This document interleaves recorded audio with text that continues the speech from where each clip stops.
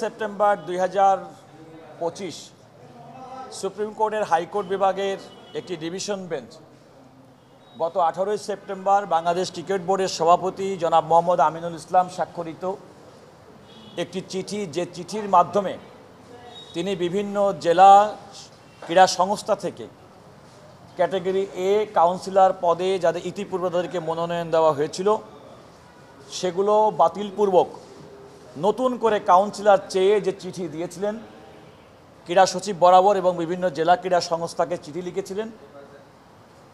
আমরা 4 জন কাউন্সিলর যারা বিভিন্ন জেলা থেকে ক্যাটাগরি এতে মনোনীত হয়েছিলাম, তাদের পক্ষ থেকে আজকে সুপ্রিম কোর্টের হাইকোর্ট বিভাগে একটি রিট পিটিশন দায়ের করেছি।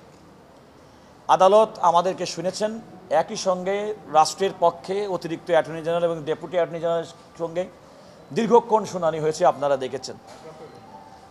এবং জনাব আশাদুরও ভারপ্রাপ্ত অ্যাটর্নি জেনারেলের বক্তব্য, উভয় পক্ষের বক্তব্য শুনেছেন। আমাদের উভয় পক্ষের বক্তব্য শুনে আদালত এই মর্মে রুল ইস্যু করেছেন যে বাংলাদেশ ক্রিকেট বোর্ডের সভাপতি জনাব মোহাম্মদ আমিনুল ইসলাম কর্তৃক স্বাক্ষরিত 18 সেপ্টেম্বরের চিঠি, যে চিঠির মাধ্যমে তিনি পূর্বের মনোনয়ন বাতিল করে নতুন করে কাউন্সিলর মনোনয়নের জন্য নির্দেশনা দিয়েছিলেন, সেটি কেন অবৈধ, ক্ষমতা বহির্ভূত হবে না। আদালত একই সঙ্গে সেই চিঠির কার্যকারিতা, অর্থাৎ 18 সেপ্টেম্বর জনাব আমিনুল ইসলামের স্বাক্ষরিত চিঠির কার্যকারিতা, যেটি তিনি ক্রীড়া সচিব বরাবর এবং বিভিন্ন জেলা সংস্থার সভাপতি বরাবর প্রকারান্তরের ডিসিকে উদ্দেশ্য করে লিখেছিলেন, সেটির কার্যকারিতা 15 দিনের জন্য স্থগিত করেছেন। আদালত যে রুল ইস্যু করেছেন সেটি 10 দিনের মধ্যে প্রতিবাদী যারা আছেন সরকারের পক্ষে, ক্রিকেট বোর্ডের পক্ষে, তাদেরকে জবাব দেওয়ার জন্য বলেছেন এবং আগামী 15 দিন পর্যন্ত এই চিঠির কার্যকারিতা স্থগিত থাকবে।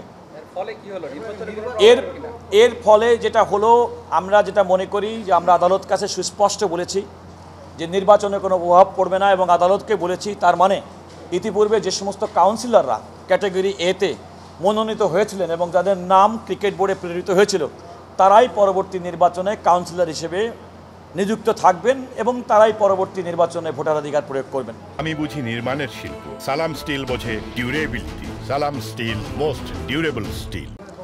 না, এটা আমরা আগেই বলেছি, কারণ ইতিমধ্যেই কিন্তু কাউন্সিলর এ ক্যাটাগরির কাউন্সিলর যেগুলো জেলা সংস্থা থেকে আসবে সেগুলো তো অলরেডি 17 সেপ্টেম্বরের মধ্যে চলে এসেছে, সুতরাং তারা তো অলরেডি সেখানে কাউন্সিলরভুক্ত আছেন। আজকের আদেশের পরিপ্রেক্ষিতে যেহেতু নতুন করে চাওয়া যে চিঠি, যেটা আমিনুল ইসলাম সাহেব করেছিলেন, তার কার্যকারিতা যেহেতু স্থগিত হলো, তাহলে সেই ক্ষেত্রে যে বাংলাদেশ ক্রিকেট বোর্ডের সিও কর্তৃক গত 1 সেপ্টেম্বর যে চিঠির মাধ্যমে এই মনোনয়ন চাওয়া হয়েছিল এবং 2 সেপ্টেম্বর যে ফর্ম প্রেরণ করা হয়েছিল এবং যেই ফর্মের ভিত্তিতে মনোনয়নপত্র দেওয়া হয়েছিল, সেই সময় যাদেরকে মনোনয়ন দেওয়া হয়েছিল আমাদের রিট পিটিশনার সহ, তারাই কাউন্সিলর হিসেবে থাকবেন এবং তারাই পরবর্তী নির্বাচন করবেন। আপনি যে কথাটা বললেন, আদালতের এই প্রশ্নের উত্তরে এমন একটি প্রশ্ন আদালতের পক্ষ থেকে আমার কাছে করা হয়েছিল এবং আমরা সেটা বলেছি যে প্রথম দফা মনোনয়ন দেওয়ার সময়সীমা ছিল 17 সেপ্টেম্বর। 18 সেপ্টেম্বর তিনি চিঠি দিয়ে বলছেন যে এটা হয়নি, বাধ্যবাধকতা হয়নি, অ্যাডহক কমিটির সদস্য। আমরা আদালতকে বললাম 1 সেপ্টেম্বরের চিঠিটা স্বাক্ষরিত হয়েছিল বোর্ডের সিদ্ধান্ত মোতাবেক। তিনি ব্যক্তি আমিনুল ইসলাম কীভাবে সুনিশ্চিত হলেন এটা নিয়মকরণ ফলো করা হয়নি এবং সেটি 17 তারিখের পরের দিন 18 তারিখে তিনি চিঠি ইস্যু করে 22 তারিখের মধ্যে, অর্থাৎ আজকের মধ্যে নতুন করে মনোনয়ন দিতে বলছেন।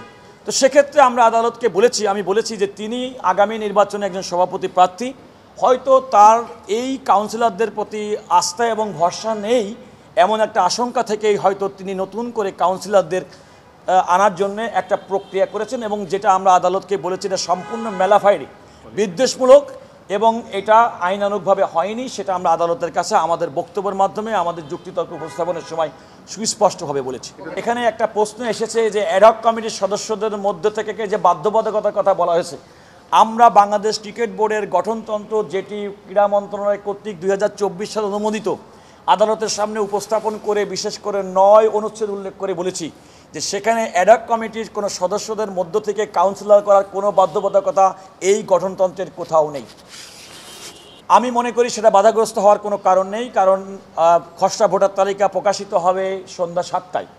তো আজকে যেহেতু আদালতের নির্দেশনা ইতিমধ্যে 3:30টার সময় আদালত নির্দেশ দিয়েছে এবং পূর্বের যারা কাউন্সিলর হিসেবে যাদের নাম অন্তর্ভুক্ত হয়েছে, আমি মনে করি নির্বাচনী বোর্ড তাদেরকে নিয়ে তারা ভোটার তালিকা প্রকাশ করতে পারবেন। না, আমরা তো বলেছি নির্বাচনের শিডিউল তো আদালত নিশ্চিত করতে যায়নি, এখানে কেন হবে না? নির্বাচনের তফসিল যেটা হয়েছে সেই তফসিল তো ঠিকই আছে। নির্বাচনের তফসিল অনুযায়ী আজকে 22শে সেপ্টেম্বর সন্ধ্যা 7টায় খসড়া ভোটার তালিকা প্রকাশের কথা।